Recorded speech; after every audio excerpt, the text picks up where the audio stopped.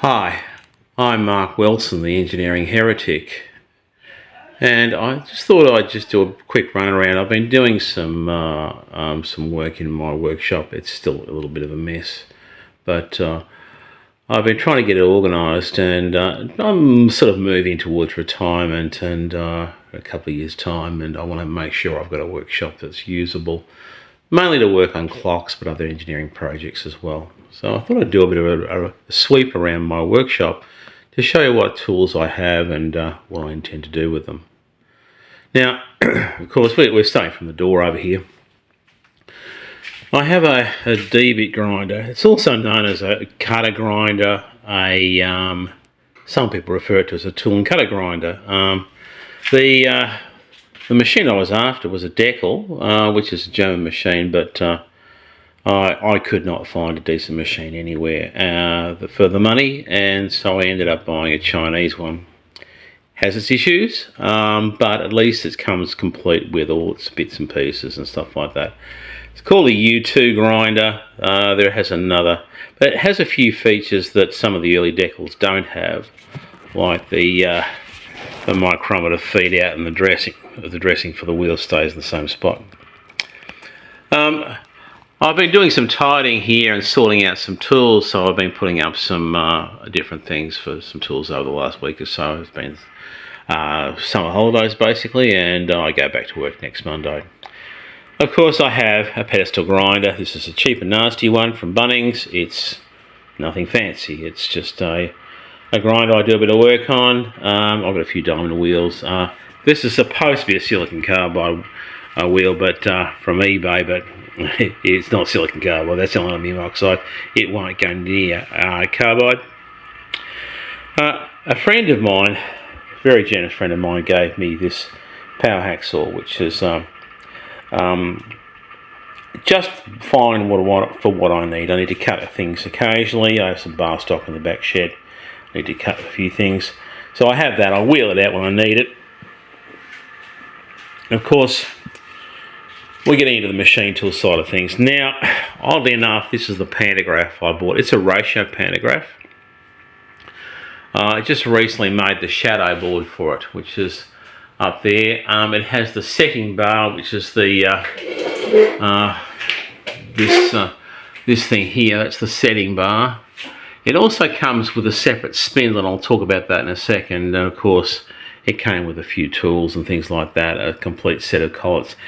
This is a ratio pantograph as opposed to a 1-to-1.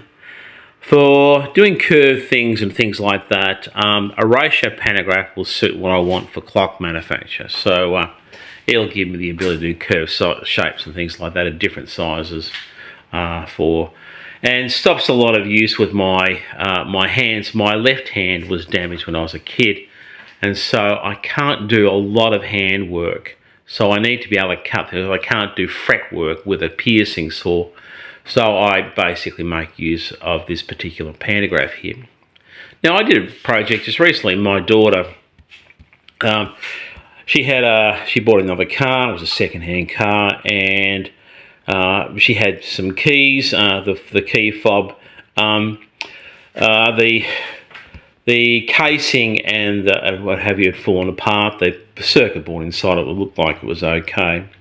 So I bought on eBay a new case, which came with a new blank key for it, and of course I swapped out the electronics and everything like that. Just the board, put it in there. The battery was still good, but I needed to, when I went to use to put the existing key into that, it wouldn't flip out properly. So clearly the one that was made for it had to go with it.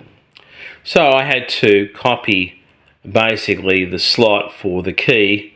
And what I did, because this is a twin spindle, what you can do, this is a ratio pantograph, if you set this spindle here for, put the other spindle, the spare spindle you see up the top, in this side here, put a stylus in here, and the key in the vise here, then what you can do is have a spindle rotating on this side, and of course you can copy from 1 to 2.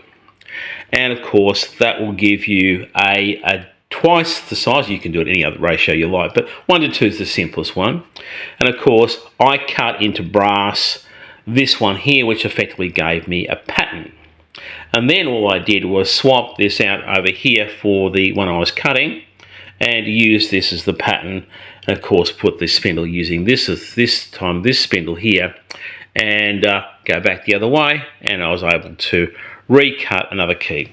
Yes, I could take it to a locksmith and they would cut the thing, but I've got a ratio pantograph and I'm a tool maker. It's a matter of pride. Going around the shop a bit more, I have this machine here. I think that's early, or probably about 1975 or something like that. It's the Spanish copy of the Deckel or the Alexander machine. It's a bit funky, but it's fine. It does what I want. And for $800, I can't think of any other way to do it. Now, I also have a lathe. This one here is a C8C by ZMM, a Bulgarian machine. It's metric. The pantograph is Imperial. 1979 vintage, I think, and it was distributed by Scruttons. And I bought this for not a lot of money. And it's a 3-phase machine, as is everything in my workshop. And this is the lathe that I have.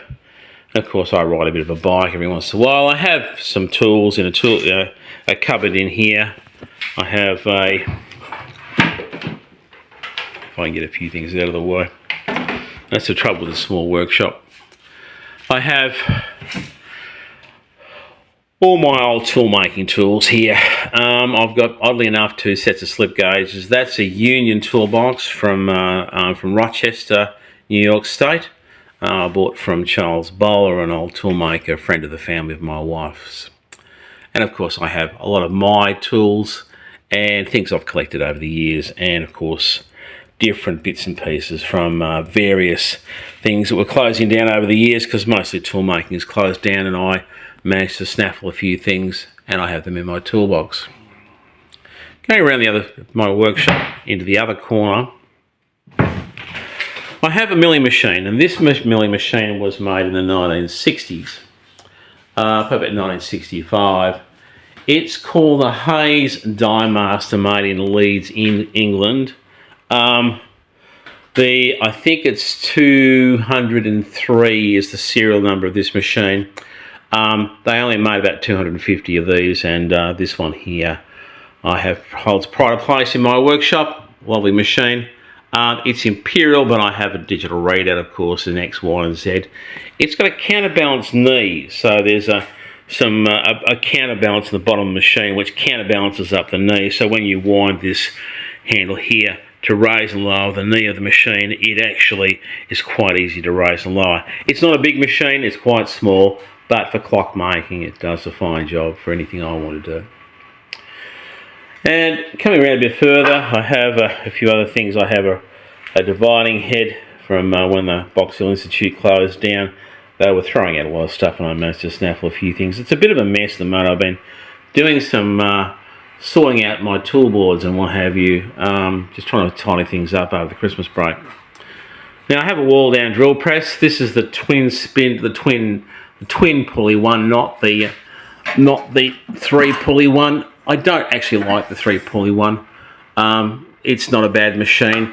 It's only got this spindle, the chuck mounted on a taper. It's not a Morse tapered one, but and it doesn't have the raise and lower for the table here, which is a bit of a pain in the neck. But anyway, for the price, it was pretty good. And of course, at the moment, I have a messed up tool bench, which is in a dreadful state. I have underneath all the mess here, I have a surface table, a little granite surface table, a tiny little one. I have a vernier height gauge for that as well. And of course, I have an old heat treatment furnace as well. And that's basically my workshop. It's a nice day outside. This is my workshop. Quick pan around. And that's as you see it. And I'm Mark Wilson, and thanks for watching.